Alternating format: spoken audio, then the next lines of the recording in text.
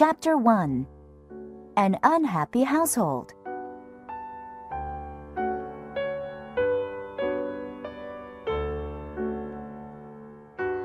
Happy families are all alike, but unhappy families are unhappy in their own unique ways.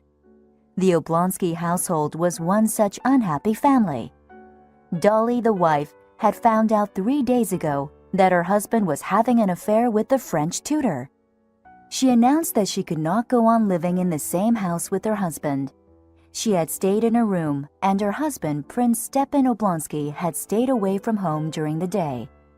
Their 5 children ran wild around the house. The cook quit, and the other servants were thinking of doing the same. On the 3rd morning after the quarrel, Prince Oblonsky, who was called Stiva by his friends, woke up on the leather couch in his study. He had just had a wonderful dream, and he was smiling as he reached up for his robe. Suddenly, he realized that he was in his study, and his robe was in his wife's bedroom. The smile on his face vanished. It's all my fault, Stiva thought. Dolly will never forgive me. What have I done? But the real tragedy is that I cannot really be blamed. Stiva remembered how he had come home from the theater 3 nights ago. He had found his wife in their upstairs bedroom with a letter from the French tutor in her hand. The memory of the look of pain on his wife's face and the tears in her eyes still stabbed his heart. The affair with the French tutor was not the first for Stiva. He was 34 years old and was quite handsome and charming. Women younger than his wife were constantly attracted to him. The biggest problem was that he was no longer in love with his wife. She was a good wife and mother, but she was no longer a beautiful young woman.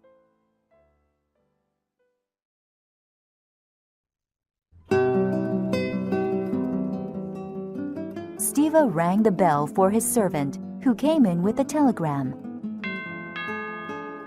Stiva opened it, and his face quickly brightened when he read the contents. His sister Anna was coming for a visit. Anna lived in St. Petersburg with her husband and 8-year-old son. Dolly really liked Anna. Stiva had invited his sister to visit and tried to solve the current situation. The telegram said that Anna would arrive in Moscow by train later today. Stiva dressed and then opened the door from his study to his wife's bedroom. Dolly was standing in front of an open wardrobe. She was trying to decide if she should pack her things and leave with the children. In spite of her anger, Stiva was her husband, and in her heart, Dolly still loved him. Anna is coming today, said Stiva in a soft voice. Well, what is that to me? I can't see her, exclaimed Dolly. I am going to take the children and leave this house. You can live here with your mistress. Dolly, please understand, said Stiva. Understand? You are a repulsive, hateful man. Dolly, please think of the children. It would ruin them to grow up without their father. Don't punish them. Punish me. I'm the guilty one. Stiva pleaded. Without a word, Dolly moved toward the door. Dolly, one more word, Stiva said as Dolly opened the door. Go away! Screamed Dolly, and she slammed the door closed behind her. Sadly, Stiva went downstairs and told his servant to prepare a room for Anna. Then he left for his office at one of Moscow's courthouses. As a student, Stiva was intelligent, but he had been lazy and mischievous. However, most of the rich and powerful in Russia knew his father, and these connections helped him get a high-paying job in the government. Stiva was not a man who had great ambitions, and he did not work hard. He relied on his charming manners and quick wits to make people happy. At noon, Stiva was leaving a meeting when he saw a broad-shouldered man running lightly up the stairs toward him. Stiva smiled in pleasure. Levin, what a pleasant surprise. What are you doing in Moscow? Said Stiva. I must ask you something. said Levin. Suddenly, he seemed to be shy. Would you happen to know what the Shcherbakskys are doing? Stiva immediately knew why Levin had come back to Moscow. It was no secret to him that Levin was in love with Princess Kitty Shcherbatsky, Dolly's younger sister. The Shcherbakskys are having a dinner party tonight at 8 o'clock, replied Stiva with a smile. I will send over a servant to announce your arrival in Moscow. Of course, you will be invited. Kitty will be there. In the meantime, let's go get lunch.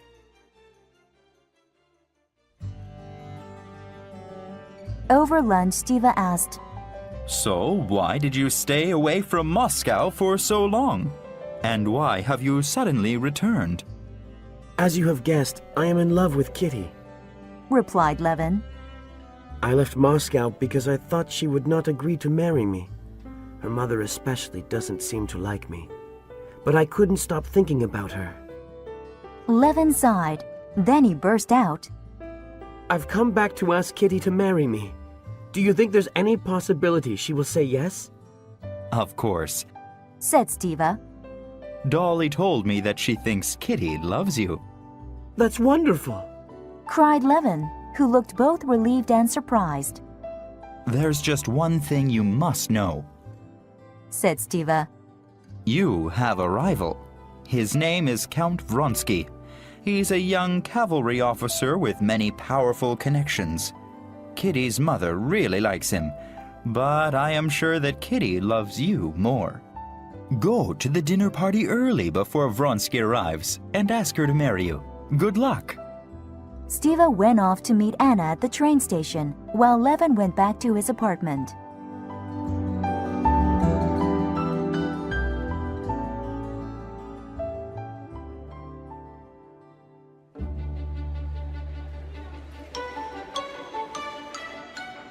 Chapter 2. A Chance Meeting.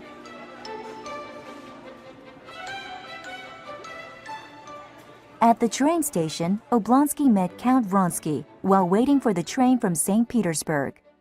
Who are you meeting? Asked Vronsky. I've come to meet a pretty woman. Replied Stiva. My sister, Anna.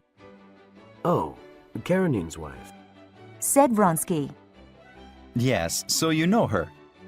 No, not really. I don't remember. Said Vronsky. The name Karenina gave him the impression of someone very official and boring. But you must know my respected brother-in-law. He's a high government official. Said Stiva. Yes. Replied Vronsky. I know him by reputation and by sight. I know that he's quite clever and religious. Anyway, I am here to welcome my mother. Their conversation was interrupted by the sound of the train approaching. When it came to a stop, a young guard jumped off near Vronsky. Vronsky asked the guard which carriage the Countess Vronsky was in. The guard pointed, and Vronsky went to the carriage door. Just as he reached it, he stepped aside for a lady getting out. At a glance, Vronsky knew that the lady was very wealthy. He looked closely at her lovely face because he thought he had seen something special there. As he did, she also looked at him and gave him a friendly, curious look. Vronsky nodded and then climbed the steps into the carriage. His mother, an old lady with black eyes and curls, smiled at him with her thin lips. "So, you got my telegram," she said. "Are you well?" Did you have a good journey? Asked Vronsky as he sat down beside her. Just then, the lady Vronsky had seen leaving came back into the carriage, looking confused. "Have you found your brother?" asked Countess Vronsky. Suddenly, Vronsky knew that this was Anna Karenina, Oblonsky's sister. Your brother is just outside. Said Vronsky. Please wait here, and I will call him. Anna smiled and sat next to the Countess. Vronsky left the train and saw Oblonsky through the crowd. He called him over and said, Your sister is sitting next to my mother in this carriage. As soon as Anna saw her brother from the window, She came out of the carriage and ran to him. She threw her arms around him and kissed his cheeks warmly. Vronsky helped his mother down the carriage steps. "She's quite charming, isn't she?" said the Countess to her son. Then to Anna she said, "I can speak plainly at my age.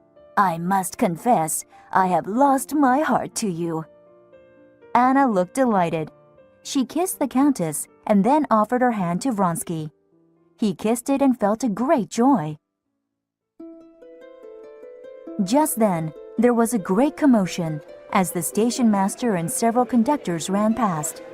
Their faces were pale and frightened. Vronsky suggested the women go back into the carriage. Then he and Stiva followed the train officials to the front of the train. It was clear that something terrible had happened. A guard had been crushed to death under the train as it had arrived. At the sight of his dead body, Stiva looked very upset, as if he were about to cry. "Oh, this is terrible!" he exclaimed. There was nothing Vronsky or Stiva could do, so they returned to the carriage where Anna and the Countess were waiting. "It was terrible," said Stiva, as he told Anna and the Countess what had happened. "And his poor widow was there. She threw herself on his body and said she had a large family. What an awful thing." "Isn't there anything anyone can do?" asked Anna, her eyes filling with tears. Vronsky looked at her and immediately left the carriage. When he returned a few minutes later, Stiva was telling the ladies about the latest play in Moscow. They left the carriage together and walked toward the exit. As they reached the doors, the station master came running up behind them. Addressing Count Vronsky, he said, "You gave my assistant a large sum of money, sir. What did you want us to do with it?" Well, it's for the widow and her children, of course. replied Vronsky. "You gave money? Asked Stiva. Very kind, very kind." Each couple took a separate carriage from the station to their respective houses. On the carriage ride home, Anna asked, "Have you known Vronsky long?" "Yes, you know he's hoping to marry Kitty." At this news, Anna's mood changed. "Really?" she said softly. "Now let's talk about your affairs." Stiva told Anna everything. When they arrived at his house, he dropped her off and drove back to his office at the courthouse. Although Dolly had told Stiva she did not care if Anna came or not, she was relieved to see her. "After all, it's not Anna's fault," she told herself. "I only know her as a dear friend." When Anna came in, Dolly greeted her eagerly and kissed her. "Dolly, I'm so glad to see you," said Anna. Anna listened very sympathetically to Dolly, and Dolly felt much better after telling the story of her troubles. "Oh, what shall I do, Anna?" asked Dolly when she had finished. "Please help me." "Dolly, Stiva is still in love with you," said Anna. "I am his sister, and I can read his heart. He wasn't in love with the other woman. He didn't betray you in his heart." "But what if it happens again?" asked Dolly. "Would you forgive him?" "I don't think it will happen again," replied Anna. Then she thought for a moment. "Yes, I would forgive him."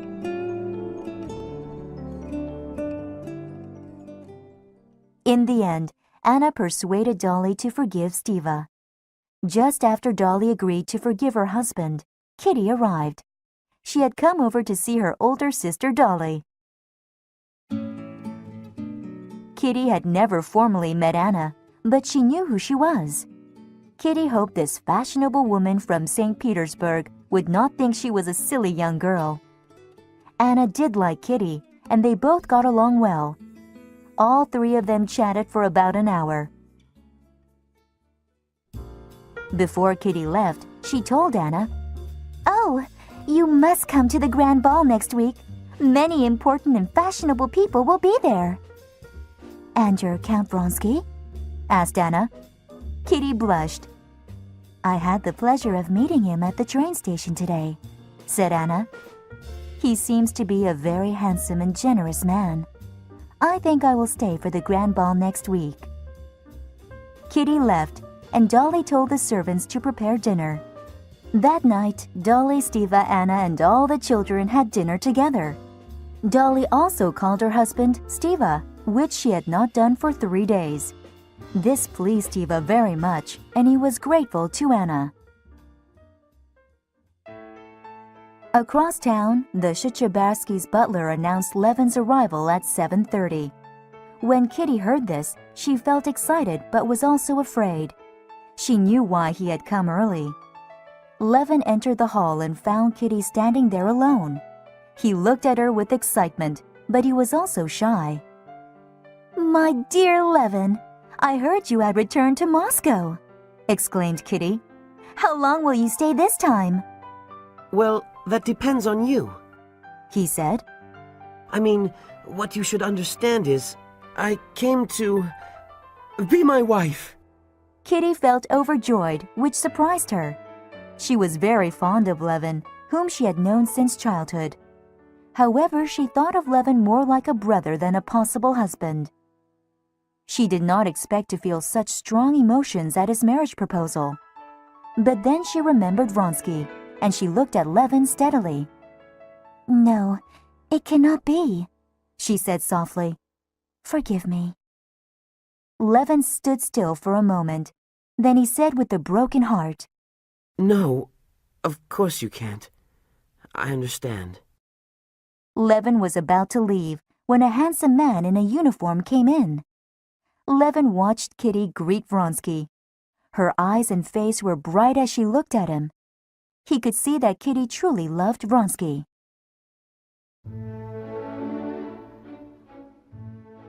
The next week, the grand ball was being held at a large palace in Moscow. As the guests began to arrive, the sounds of their voices and laughter filled the rooms and halls.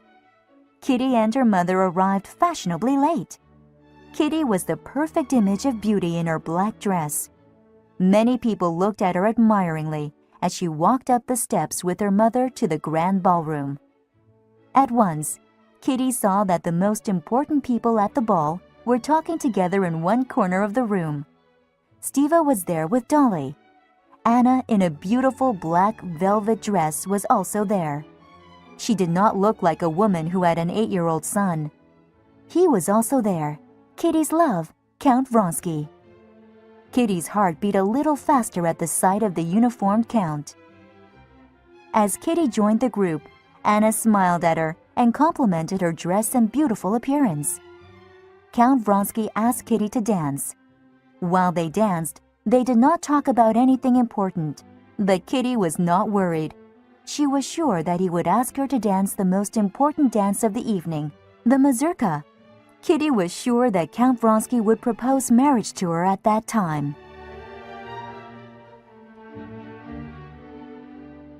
After this first dance, Kitty had to dance with several young men who were competing to dance with her. She could not refuse them. As she danced with one of these young men, she suddenly saw Anna dancing with Count Vronsky next to her. Kitty became slightly alarmed, and she watched Anna and Vronsky closely. Anna was looking up at the Count with bright eyes. Every time he spoke to her, she seemed to be filled with joy, and her eyes became brighter. To Kitty's horror, the same expression of excitement and happiness was reflected on Vronsky's face. When the mazurka finally began, Kitty was asked to dance by an old family friend, Kerensky. She accepted, as she could see Vronsky was already dancing with Anna. The more Kitty looked at them, the more she realized that they were very attracted to each other. Kitty was heartbroken. Later in the dance, Anna and Kitty found themselves dancing next to each other. Anna reached out her hand to Kitty, but Kitty ignored it and moved away. Suddenly, Anna saw the look of despair and jealousy on Kitty's face.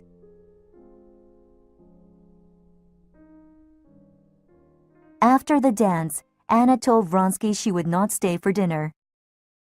"Thank you for the wonderful time," she said. "Now I must go home and prepare for my journey back home tomorrow." So you really are leaving tomorrow? asked Vronsky. Yes, I must, replied Anna. Her eyes shone, and her smile warmed Vronsky's heart. Early the next morning, Anna sent a telegram to her husband, telling him she would leave today for St. Petersburg on the overnight train. I must go, she told Dolly, and I must confess the reason for my sudden departure. I have ruined it for Kitty and Vronsky.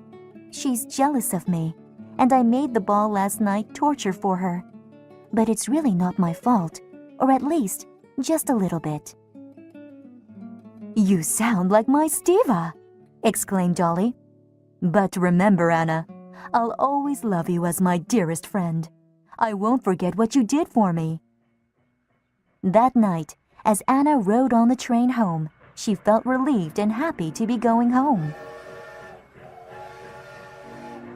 Soon I will see my son Serioza and my husband, she said to herself. Then my simple life will continue as before.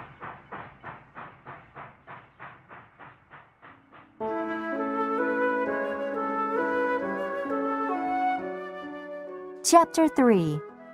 Romance in St. Petersburg.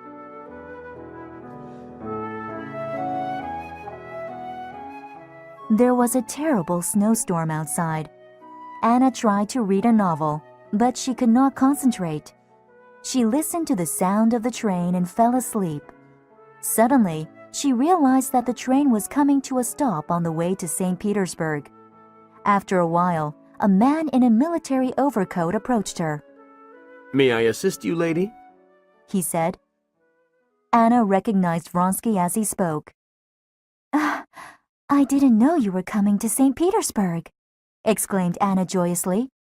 What business do you have there? Can you not guess? Asked Vronsky.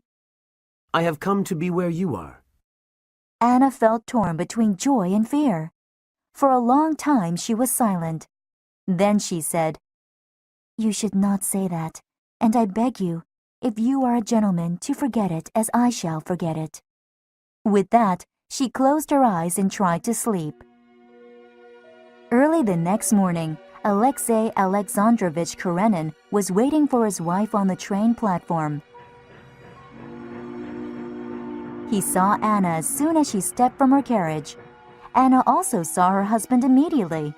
The familiar feeling of dissatisfaction upon seeing her husband arose in Anna. To Anna, her husband was cold, without feeling or passion. Vronsky stepped down from the train and saw Karenin take hold of his wife's arm as if she were a piece of property. For the first time, Vronsky came face to face with the fact that there was a man attached to Anna. He too felt a disagreeable sensation when he saw Karenin. Vronsky approached the couple slowly and said, Did you have a good night? Yes, thank you, replied Anna. Her eyes lit up when she spoke to him. Anna looked at her husband to see if he knew Vronsky. Karenin had an unpleasant look on his face. He disliked the interruption, and he was trying to remember Vronsky's face. This is Count Vronsky, said Anna. I made his acquaintance in Moscow. Ah, we have met before, said Karenin without feeling. I hope I may visit you, said Vronsky, more to Anna than Karenin. We'd be delighted, said Karenin in a cold voice. You may find us home on Mondays. Then he turned, and still holding Anna's arm, they left the station. When Anna and her husband arrived home, Serioza, their son, was very happy to see his mother. Anna told him about her visit to Moscow and gave him some presents. In St. Petersburg, Anna attended operas, balls, and dinner parties with the rich and powerful in Russian society. Count Vronsky's family was one of the richest in Russia, and he also showed up at many of the same events as Anna. He was the commander of an army regiment, and he moved his men to St. Petersburg. Upon her arrival in St. Petersburg, Anna had tried to forget her attraction to Vronsky. However, every time she met him at a dinner party or ball, she was excited and happy to see him. Soon she realized that Vronsky was the main interest in her life. Anna and Vronsky became very good friends and did many things together. Even when Karenin was too busy to go to the theater or other outings, Vronsky would escort Anna. In this way, Anna and Vronsky became lovers. They also became the subject of much gossip among the highest circles of Russian society. Karenin noticed his wife's behavior. He was very worried about what other people might think of him. However, he was not a bold man, so he decided the best way for him to deal with the situation was to ignore it.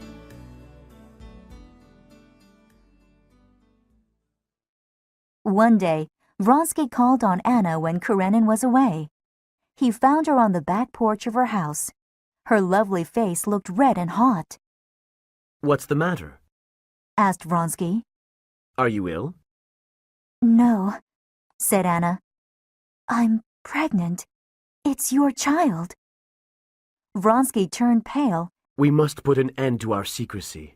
Ask your husband for a divorce, and we will get married, he said.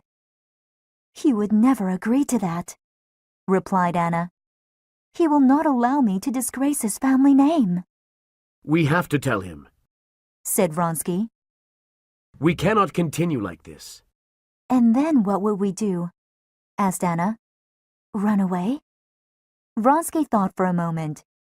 Yes, that is the only solution then. If he doesn't give you a divorce, we will leave Russia. Vronsky did not know that this would be very difficult for Anna. She loved Vronsky, but she did not want to be away from her son. However, there was no choice for her. When Anna told her husband she loved Vronsky, Karenin was horrified. Until now, he had tried to ignore his wife's relationship with Vronsky.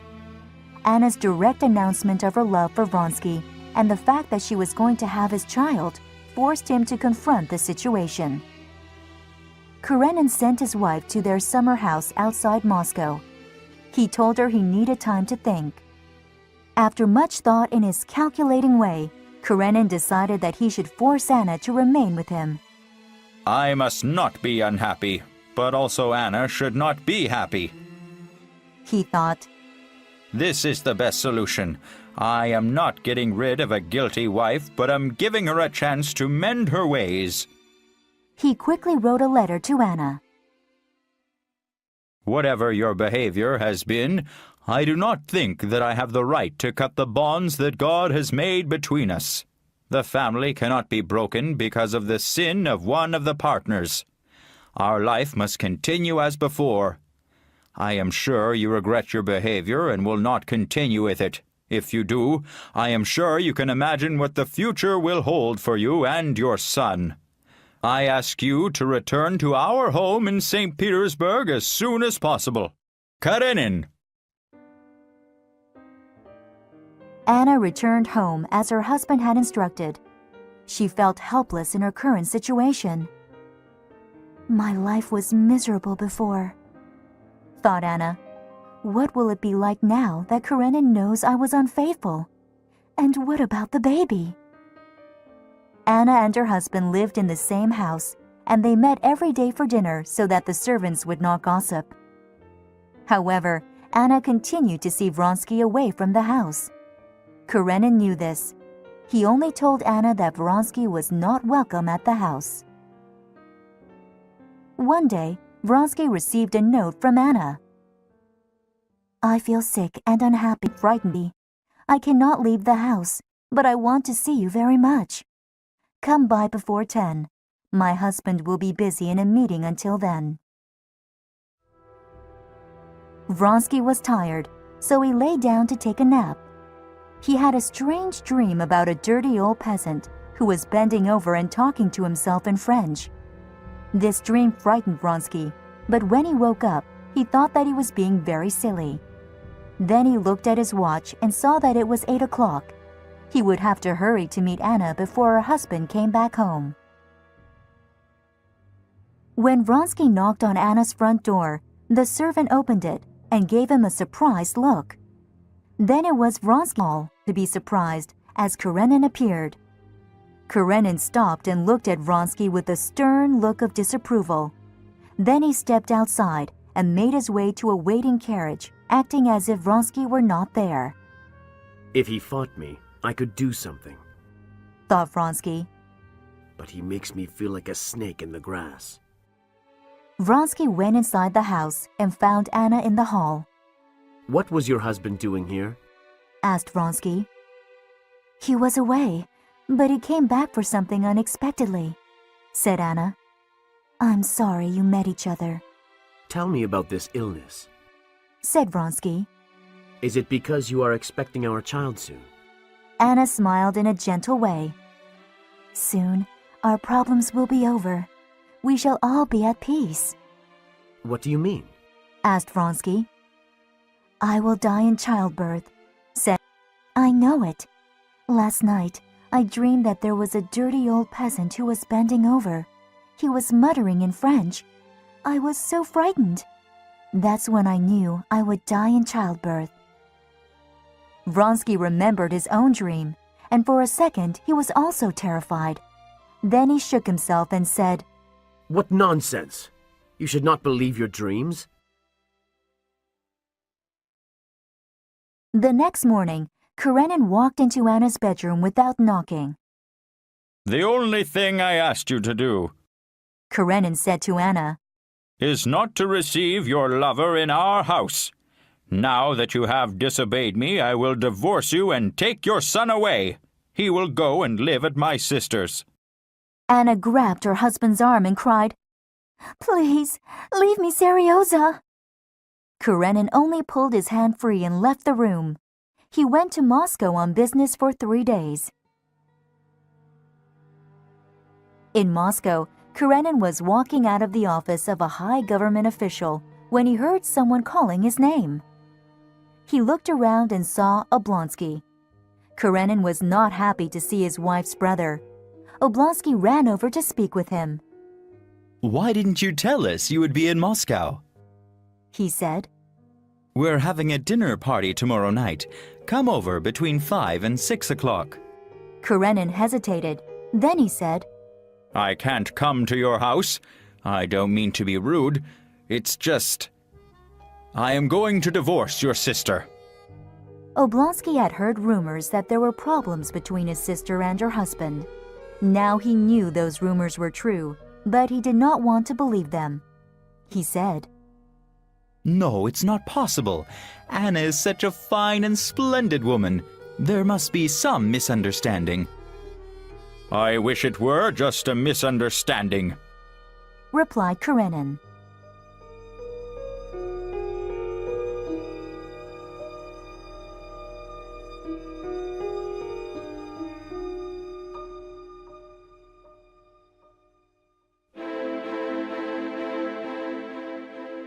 Chapter 4. Forgiveness. Karenin returned to his lonely hotel room. There he found a telegram waiting for him from Anna. The telegram read, I am dying. I beg you to come. I shall die easier with your forgiveness. Is this some kind of a trick? Asked Karenin. But if she really is dying and I refuse to see her, it would be very cruel. I must return home. Karenin knew that Anna was going to give birth to Vronsky's child soon. He guessed that Anna's health was poor because of the coming childbirth. When he arrived home, a servant opened the door for him. How is my wife? Asked Karenin. She gave birth to a daughter yesterday, Replied the servant. but she is very sick today. The doctors are worried. Karenin noticed a strange hat and coat hanging in the hallway. Who is here now? He asked. The servant hesitated for just a second. Count Vronsky, sir.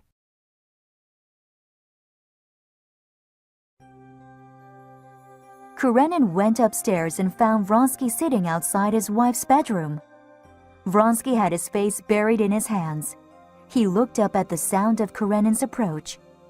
She is dying. he said. The doctors say there is no hope. Let me stay here. Karenin turned away without speaking. He went into Anna's room. She lay on her side, facing the door with shining eyes. "Come here, Alexei," she said. "I do not have much time. The fever will come back, and I will die soon." Karenin knelt down beside Anna's bed. He took her warm hand in his own and put his other hand on her forehead. He could feel the fever burning like a furnace under her pale white skin. "Stay a little, Alexei," said Anna. "There is something I must tell you. There is another woman inside of me. I am afraid of her. She is the one who fell in love with that man. I'm not that woman. I am my true self now. I'm dying. I know I am. There is only one thing that I want. Forgive me. Please forgive me completely." A warm feeling of love, compassion, and forgiveness filled Karenin. He laid his head on Anna's chest, which burned like fire through her shirt, and he cried. Anna saw Vronsky standing at the door. "Why doesn't he come in?" she said. Come in. Alexei, give him your hand." Vronsky came in and stood by Anna's bed. "Give him your hand," said Anna to her husband. "Forgive him." Karenin held out his hand, not even trying to stop the tears that flowed down his cheeks. "Ah, thank God, cried Anna. "Now everything is done. I can die now. Oh God, when will the pain end?" Later, the doctor came and told Karenin that almost all patients with Anna's condition died. He did not expect her to live through the night. However, the next morning, Anna's condition had not changed. The doctor said there might be some hope. Karenin went into the small room where Vronsky had sat up all night. He took a chair opposite his rival. I had decided on a divorce because I wanted to punish her and you, said Karenin. When I got her telegram, I came home with many feelings. I admit I even wanted her to die, but I saw her and I forgave her. My duty is clear. I should stay with her, and I will. If she wants to see you, I will let you know. However, I think it is best that you leave now. Vronsky could not understand how Karenin could be so calm and forgiving. Now he seemed like a noble gentleman, kind, honorable, and a better man than Vronsky. As he made his way from Karenin's house to his own home, Vronsky felt a deep sense of shame, humiliation, and guilt. He tried to sleep, but he could not. He had recently been offered an important position in Tashkent, but this was nothing to him now. Anna was gone, and he had been shamed by her husband. Am I going mad? He thought to himself. This is how people commit suicide. Vronsky went to his desk and took out a pistol. Then he pointed it at his chest and fired. As he sank to the floor, he felt no pain. He saw the blood on the carpet and realized he had shot himself. Fool! He thought. I missed. Then everything went black. His servant, who had heard the shot, ran in the room. Seeing the situation, he ran for the doctor. Vronsky was laid on the bed with a serious wound to his chest, but his heart still beat strongly. Karenin had completely forgiven Anna. He pitied Vronsky, especially after he heard that Vronsky had tried to kill himself. He also pitied his son, Seryoza, in whom he had not shown much interest. As time went by, Anna became better. Karenin noticed that she was afraid of him and would avoid him if possible. Since becoming well, Anna had forgotten what she had said to Karenin. She wanted to see Vronsky, who was recovering. However, she felt a deep shame whenever she thought of her husband. Finally, she sent for her brother Oblonsky. When Oblonsky met Anna, he said, I know it's hard, but you must cheer up. Nothing is so terrible to make you unhappy all the time. No, Then let... Diva, said Anna. I am lost, but my misery is not over yet, and the end will be terrible. You had the bad luck of falling in love with a man who was not your husband. Your husband forgave you, but can you continue living with him? Do you want to? Does he want to? I don't know, said Anna. I have no idea what he wants. Then let me sort this out for you, said Oblonsky. He's miserable, you're miserable. What good can come out of this situation? A divorce would solve everything. I will go to him now and arrange for a divorce.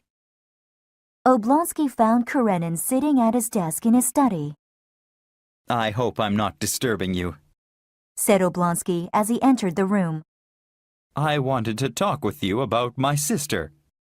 I can think of nothing else. Karenin. Look, I have just written her this note. Karenin handed Oblonsky a short note that read, I can see that you are not comfortable being around me. I promise you that I would forgive you with all my heart. When I saw you at the time of your illness, my only desire was that you would become a good wife again. But now I see that is impossible. Tell me what will make you happy and give you peace. Whatever you ask, I will grant. Oblonsky read the note with wonder. He was amazed at how generous Karenin was. I have to know what she wants, said Karenin. Well, that is simple, replied Oblonsky. She wants a divorce, and this way you both can have your freedom. All right, exclaimed Karenin. If she desires it, I will give her a divorce, even if she takes away my son. Oblonsky smiled gently. Believe me, she will appreciate your generosity. I am only doing my best to help you and her.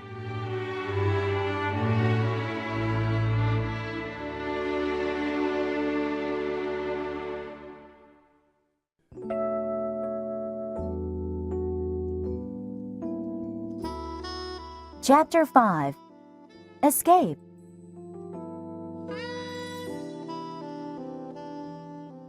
Vronsky had lain in bed on the edge of death for several days after he shot himself. Slowly he recovered. When he was well enough to move around, he decided to give up Anna. The only problem was that he could not remove the sadness from his heart whenever he thought of her. So when Vronsky heard from Anna's best friend, Princess Betsy, that Karenin had agreed to a divorce, he went straight over to Anna's house. Without caring if he ran into Karenin, he went to Anna's room, opened the door, and took her into his arms. He showered her face, neck, and shoulders with kisses. We will go to Europe and leave all this behind us, he told Anna. Anna trembled with excitement and fear. Can we really live as husband and wife? She said. Stiva told me that my husband had agreed to a divorce. Will he really give up Seryoza? Do not worry about that now. Do not think of it, replied Vronsky. Oh, I wish I had died, said Anna as tears streamed down her beautiful face. It would have been easier, but I am so happy to see you again. Vronsky never dreamed that he would resign from the military so quickly. That day he did so without hesitation. In a week, he arranged for Anna and their daughter to leave St. Petersburg. They left for Italy, thinking that Karenin would arrange for the divorce in their absence. For 3 months, Vronsky and Anna traveled through Europe. Finally, they bought a modest house in a small Italian town and lived there for 3 months. Anna was the happiest she had ever been in her life. Her health recovered completely, and the more she learned about Vronsky, the more she loved him. She had him all to herself at last, and his presence was a constant source of joy to her. Anna did not allow thoughts of her suffering husband or abandoned son to ruin her happiness. She had grown very fond of her daughter Annie. During these 3 months, she rarely thought about Serioza. Vronsky also felt a joyous sense of freedom in having left the army and his social circles. He was happy at first, but as the weeks passed, he became restless.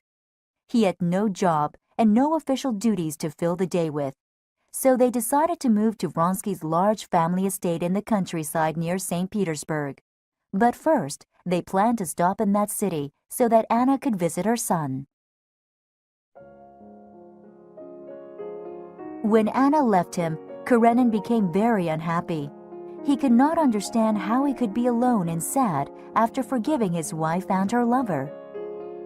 In addition, he felt humiliated when he went out. He was sure that people were talking about him and laughing. A few days after Anna left, he received a bill from a hat store that Anna had forgotten to pay. When he saw it, an overpowering sense of loss came over him. He sat down and started to cry. There was one person in St. Petersburg who cared for Karenin. She was Countess Lydia Ivanova. She was a deeply religious woman who married quite young. However, her husband had left her after only 2 months. When she heard that Anna had gone, she pitied Karenin deeply. Now that Anna was gone, she decided to visit Karenin on the same day that he wept alone in his study. That was where she found Karenin, sitting with his head in both hands. "I have heard everything," said Lydia as she took one of Karenin's hands into hers. "My dear friend, your sorrow is great, but you must be strong." Karenin looked up at Lydia with tears in his eyes. "It's not the loss that troubles me most," said Karenin. "I feel humiliated. Also, I find myself spending all day dealing with household matters, making arrangements for the servants and my son and paying the bills." "I understand, my dear friend," said Lydia. "You need a woman's hand in your household. Will you trust me to manage your domestic affairs?" Silently and gratefully, Karenin pressed Lydia's hand. "I will be your housekeeper," said Lydia. "We will take care of Serioza together. Don't thank me, but thank him. Only in him can we find peace, comfort, and love." "I am very grateful to you," Karenin said. Lydia smiled and patted his hands. Then she went to Serioza and took him in her arms. She told him that his father was a saint and that his mother was dead. When Lydia heard that Anna and Vronsky had returned to St. Petersburg, she was horrified. She felt that Karenin must be protected from seeing that awful woman. He must not even know that she had come back. The next day, Lydia received a note from Anna. It read, "My dear Countess, I am very unhappy at being apart from my son and would very much like to see him before I leave St. Petersburg. I am writing to you instead of my husband because I do not wish to make him suffer by seeing me. Knowing your friendship with him, I am sure you will understand. Will you send Serioza to me, or should I come to the house at a time when Karenin will be away? I am very grateful for your help. Anna." Lydia was very annoyed by Anna's note. She decided to ignore Anna's desire not to involve Karenin. When Karenin arrived, Lydia showed him Anna's note. He read it carefully and then said, "I do not think I have the right to refuse her." "My dear friend, you do not see the evil in anyone," exclaimed Lydia. "I have forgiven her," replied Karenin. "I cannot refuse her love for her son." "But is it really love?" asked Lydia. "Can she be sincere in love? And should we allow her to play with the feelings of the boy? He thinks she is dead, and he prays for her. Imagine his shock if he were to see her," "I had not thought of that," said Karenin. "If you will accept my advice, I suggest you deny her the right to visit the boy," said Lydia. "With your permission, I will write a reply saying so." Karenin reluctantly agreed, and the Countess wrote a note to Anna that read, "Madame, to remind your son of you will probably cause him to ask questions that would be difficult to answer. It is therefore better if he did not see you. May God have mercy on you. Countess Lydia." Anna's response to Lydia's letter was one of anger. She decided that she would go visit her son the next day, which happened to be his birthday. She went in the morning when she knew Serioza would still be in his room. The servant who answered the door was surprised but said nothing. Anna went straight to her son's room. She found him sleeping. "Serioza," she whispered as she thought, "how much he has changed. He's much taller and thinner now." But he was the same Serioza, her dear son. He raised himself and shook his head as if he were dreaming. He looked at his mother with confusion for a few seconds. Then his mouth split into a huge smile that flashed his white teeth. With joyous eyes, he fell forward into his mother's arms. "Serioza, my darling boy," said Anna. "Mama," he said. "I knew you would come on my birthday. I just knew it. I'm going to get up now." Anna was watching him with tears flowing from her eyes. "You didn't think I was dead, did you?" asked Anna. "I never believed it. I knew you would come," said Serioza. Then he laughed. "Mama, you're sitting on my clothes." "Serioza," said Anna, "you must love your father. He is kinder and better than I am. I have been wicked to him. When you are older, you will understand." "No one is better than you," cried Serioza. Suddenly, the door opened and Karenin came in.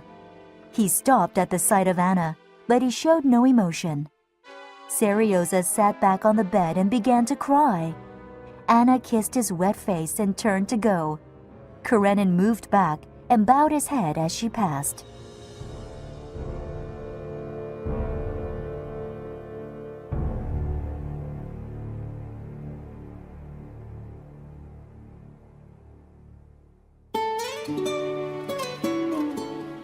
Chapter 6. Jealousy.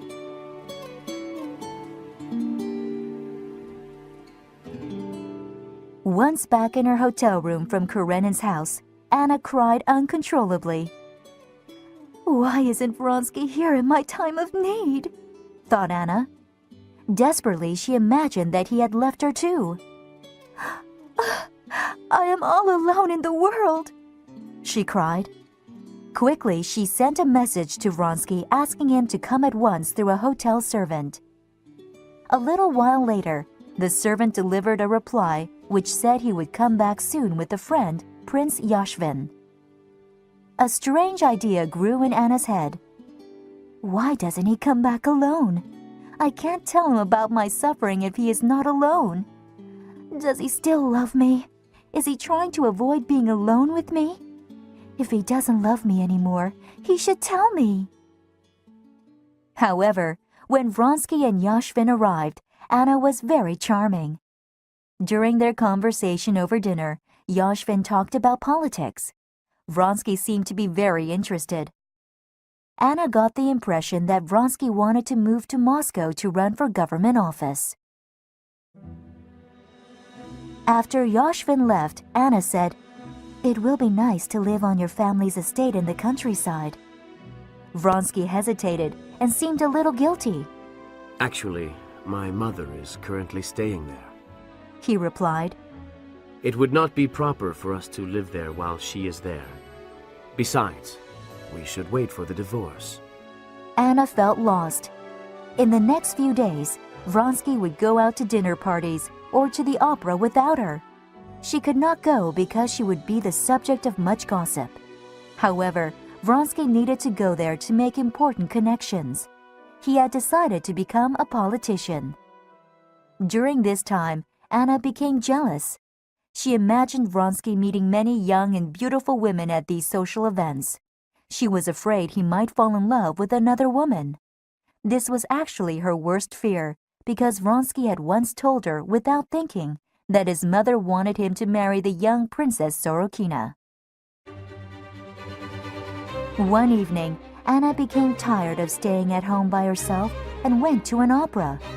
During the performance, a member of the royal family who was sitting next to her said hello. Anna had known him for a long time.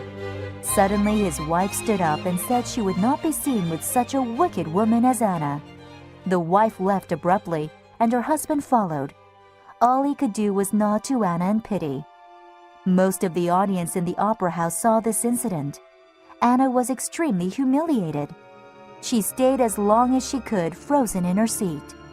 After a few minutes, she went back to her hotel room and cried. Anna was waiting for Vronsky to return from a dinner party. They had argued the day before, and Vronsky had been away from home the entire day. Anna was feeling miserable and lonely, and she decided to forgive him everything so that they could be friends again. When Vronsky came in, she said, "Well, did you have a good time?"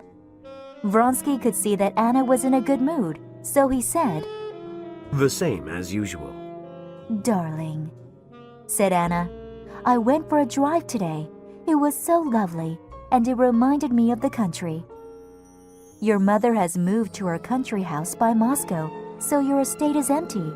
We can wait for the divorce in the country," Yes, I agree. said Vronsky. When do you think we should go? "How about the day after tomorrow?" suggested Anna, Yes. Oh, actually, no. said Vronsky. The day after tomorrow is Sunday, and I must visit my mother. He felt a little embarrassed because Anna was looking at him suspiciously. "You could go there tomorrow," Anna said. No, I'm going to my mother's on business, to take some money from her. Replied Vronsky. It won't be ready by tomorrow. "Well then, we won't go to the country at all," said Anna. Why not? Asked Vronsky in surprise. We can go there in a few days. "No," said Anna. "If you loved me, you would want to go immediately. And if you don't love me anymore, it would be better and more honest to say so," Wait, he said. I don't understand. I said we must postpone our departure for a few days, and you accuse me of not loving you anymore. Without looking at him, Anna pulled her hand away from him and left the room. "He hates me, that is clear," thought Anna. "He is in love with another woman."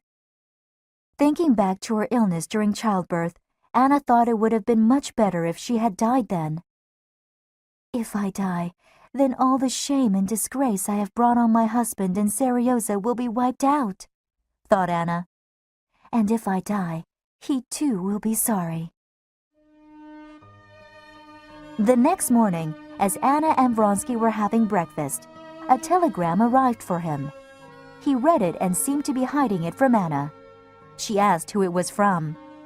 It's from Stiva. He said. "Why don't you show it to me?" asked Anna. All right. Said Vronsky reluctantly. Read it yourself. The telegram read, Have seen Karenin, but little hope of divorce. Anna said, "There was no need to hide this from me. A divorce doesn't interest me. Why does it interest you?" Vronsky felt frustrated. Because I like things to be definite. He said, And I think the reason you get upset so easily is because your position is uncertain. "My position is certain," replied Anna. "I am completely in your power. It's your position that is not sure." Anna, if you think I want to be free... Vronsky started to say. Anna interrupted him. "I really do not care what your mother thinks and whom she wants you to marry." We are not talking about that. Shouted Vronsky. "Yes, we are," replied Anna.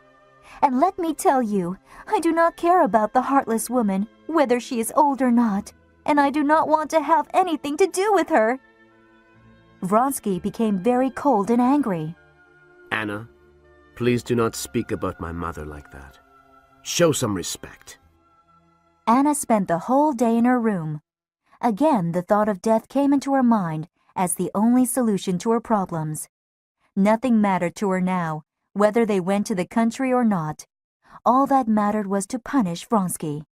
Anna laid down for a nap and had the same strange dream about the dirty peasant muttering in French. She woke with a start and heard a carriage outside. Looking out the window, she saw a young, pretty girl lean out. Vronsky ran out of the house and took a package from the girl. He said something and she smiled. Then her carriage drove off and Vronsky came back inside. Trembling with fear and anger, Anna went to Vronsky's study. She decided to tell him she would leave him. That was Princess Sorokina, said Vronsky. She brought me some documents from my mother. We are going to visit her tomorrow, aren't we? You are, but I am not, said Anna. She started to leave. Anna, we cannot continue like this.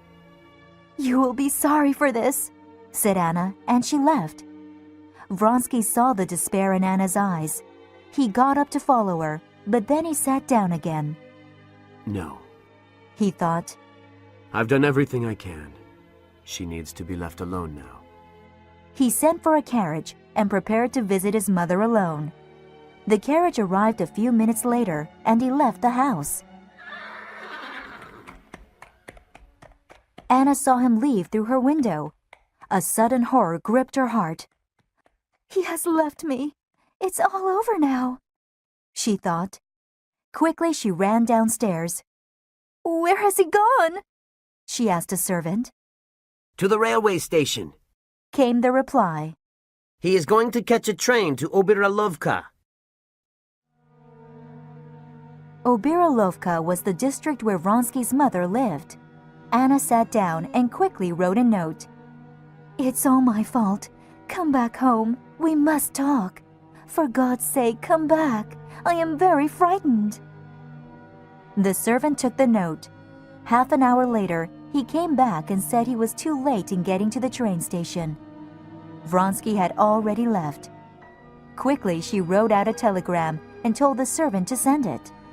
It read, I absolutely must talk to you. Come home at once. I must go there right now to talk to him, Anna thought.